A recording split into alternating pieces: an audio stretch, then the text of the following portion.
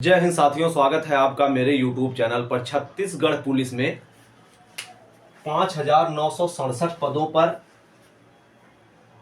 Constable, GD, tradesman और driver के लिए भर्ती होनी है, जिसके फार्म लगभग एक साल पहले, लगभग क्या श्योर है कि एक साल पहले फार्म भरवाए गए और अब जाकर 16 नवंबर से बीच में कभी रुका भी, बाद में शुरू हुआ। इस तरह से 16 नवंबर से दौड़ शुरू कराई गई, मतलब डीवीपीएसटी शुरू कराई गई। इसमें हुआ डॉक्यूमेंट वेरिफिकेशन और पीएसटी।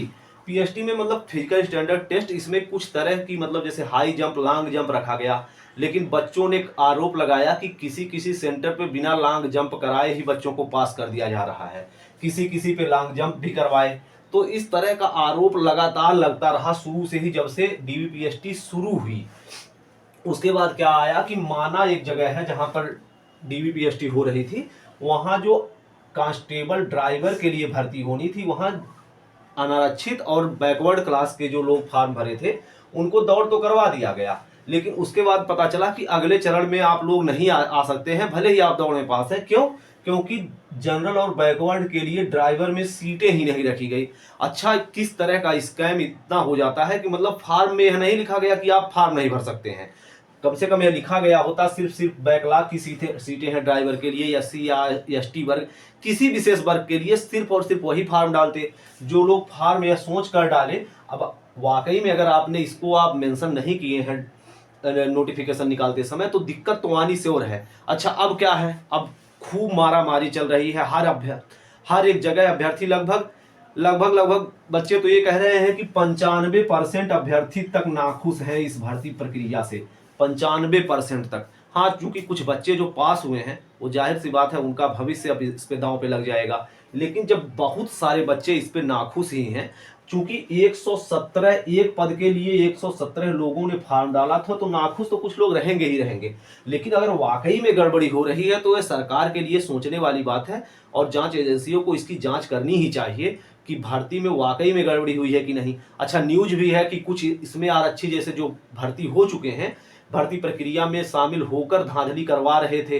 तो ऐसे जैसे न्यूज भी आप यहाँ देख सकते हैं, सुनिए। भर्ती के लिए अभ्यर्थियों को बुलाया गया था, फिजिकल टेस्ट क्वालिफाई करने के बावजूद भी भर्ती नहीं की गई है। तो इस तरह की न्यूज निकल कर आ रही है। तो अगर ऐसी न्यूज निकल कर आ रही है तो वाकई में जांच तो होनी ही चाहिए। अच्छा, यह छत्तीसगढ़ पुलिस का जो मामला है, यह वाकई में बड़ा अजीब टाइप का है। वहीं पड़ोस में लगे हुए राज्य उत्तर प्रदेश में भर्ती प्रक्रिया एकदम धुआंधार तरीके से चल रही है और ऐसा लग रहा है कि यह पहली भर्ती प्रक्रिया होगी कि एक साल के अंदर अंदर पूरी हो जाएगी उत्तर प्रदेश में। और यहाँ अभी एक साल होने के बाद डीवीपीएसटी तक करवाया गया और उसमें भी बवाल की स्थिति बन गई।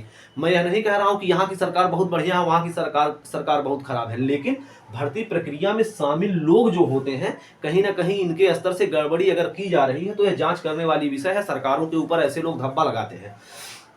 तो अब अगर ऐसी स्थिति हुई है, अब क्या हुआ है, कुछ हाई कोर्ट के वकील हैं, उन्होंने अपना नंबर यूट्यूब पे जारी किया है कि मुझसे संपर्क करिए, मैं भर्ती कैंसिल करवा के रहूंगा। बहुत सारे लोग, अब जो लोग जुड़े हुए हैं इससे, वह लगातार इसमें लगे हुए भी होंगे, देखे भी होंगे आप लोग।